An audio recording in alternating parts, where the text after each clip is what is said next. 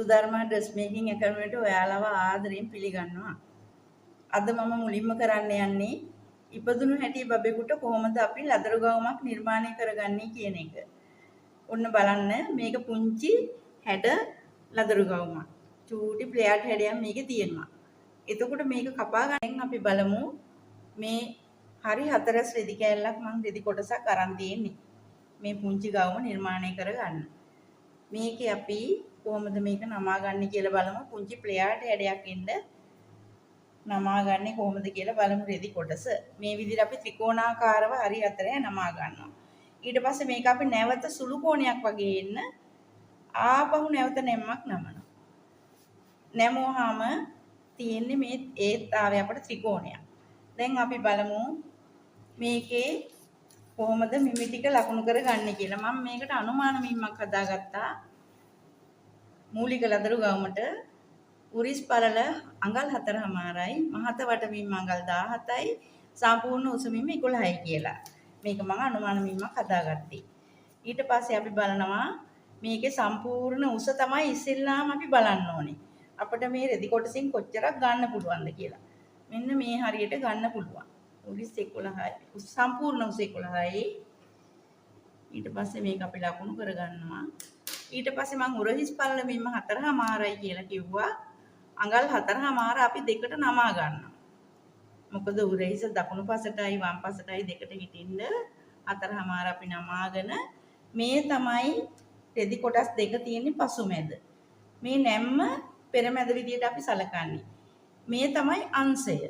ඇඳුමේ අංශය මේ කොටස් දෙක තියෙන්නේ පසුමැද නැම්ම තියෙන්නේ පෙරමැද කියලා අපි සලකනවා. ඊට පස්සේ මේක අපි ටේප් එක දෙකට නමලා 4.5 අපි තියා ගන්නවා මේ පෙරමැද පසුමැද ඉඳලා අංශය දෙසට.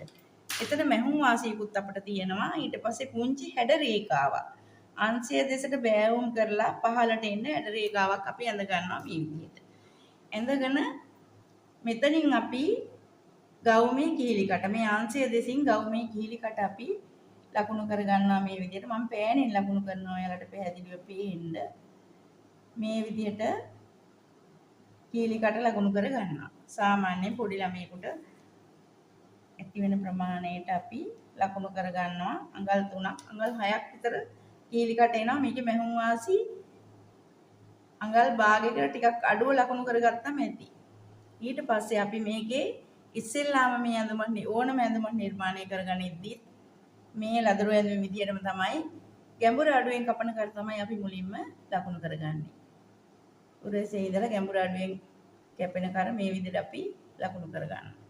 ඊට පස්සේ මේකේ ඔයාලට පේනවා ඇති මෙතන සරල රේඛාවක් වගේ තියෙන්නේ මෙතන ප්ලේයර්ඩ් හැඩයක් තියෙන්නේ. එතකොට මේ සරල රේඛාවක් වගේ තියෙන්නේ ගවුමේ උස. මෙතන ඉඳන් මෙතෙන්ට තියෙන උස. එතන ඉඳන් අපි බලනවා 11ක් තියෙනවා. ඊට පස්සේ මේ වාටිය අපි හැඩ කරලා කපා ගන්න ඕනේ. මොකද මේ පැත්ත උසයිනේ.